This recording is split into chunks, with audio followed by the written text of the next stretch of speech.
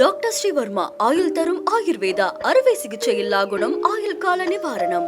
தமிழ்நாட்டு ஆட்சி பொறுப்பிலிருந்து திமுகவை அகற்றுவது, மீண்டும் திமுக ஆட்சி அமைக்க விடக்கூடாது.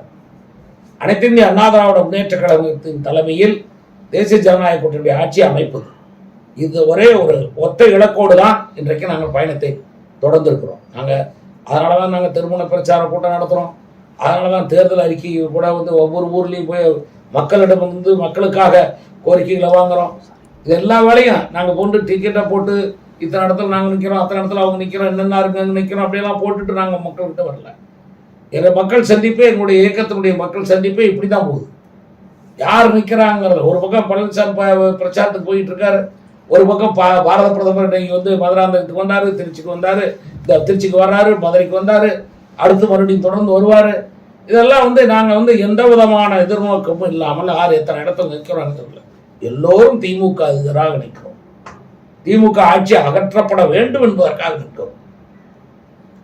யார் என்றாலும் அவர்களெல்லாம் திமுக ஆட்சி வரக்கூடாது, திமுக ஆட்சியை அழித்து ஒழிக்க வேண்டும் என்பதற்காக போட்டியிடுகிற வேட்பாளர் எல்லாம் தேசிய ஜனநாயக கூட்டணியுடைய வேட்பாளர்.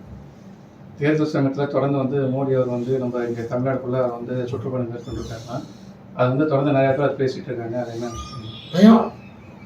அவர் வந்துட்டு போறாருன்ட்டு போக வேண்டியதானே? உங்களுக்கு என்ன இருக்குது?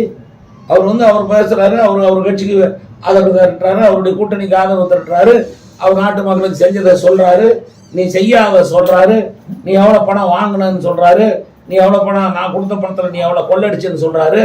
என்ன இதையெல்லாம் உன்னால பொறுக்க முடியல, என்ன பண்ண முடியும்?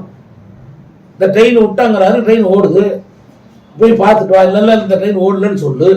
நான் இத்தனை வந்தே பாரத் விட்டாங்கிறாரு, என்ன இவ்வளோ புதிய ரயில் விட்டாங்கிறாரு, புதிய ட்ராக் இத்தனை பண்ணனாரு, நான் இத்தனை ஸ்டேஷன் புனரமைச்சேன்னு சொல்கிறாரு. இந்த பாரு, போய் பக்கத்தில் போய் பொம்முடி போய் பாரு, முறப்புற போய் பாரு. என்ன அதெல்லாம் ஒரு 110 கோடி 115 கோடி ரூபாயில புனரமைக்கப்பட்டிருக்கு. நாமக்கல் ரெடி ஆகிட்டு இருக்கு. அது இன்னும் ஒரு மாத காலத்துக்குள்ள அது திறக்கப்படும். இப்படி எல்லா பக்கம் எல்லா வேலையும் நடந்துகிட்டு இருக்கு. அதான் சொல்றாரு அவரு. நீ இதையெல்லாம் மறைக்கிறதுக்காக அவர் தேர்தலுக்காக மட்டும் வராது.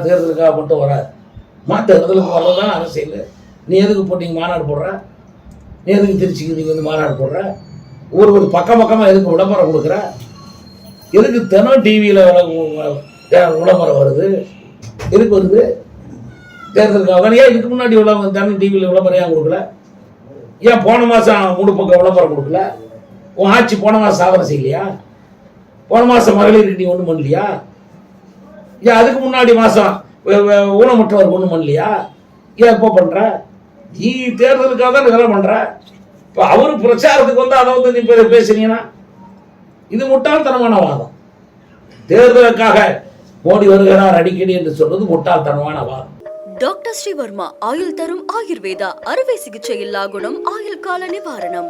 Branch express courier private limited. Domestic international cargo. உங்கள் இல்லம் தேடி வந்து கொரியர் புக்கிங் டெலிவரி செய்து தரப்படும். என்றும் உங்களுடன் மை இந்தியா. முக்கிய செய்திகளை உடனுக்குடன் தெரிந்து கொள்ள சப்ஸ்கிரைப் பண்ணுங்க, பெல் பட்டனை பிரஸ் பண்ணுங்க. என்றும் உங்களுடன் மை இந்தியா.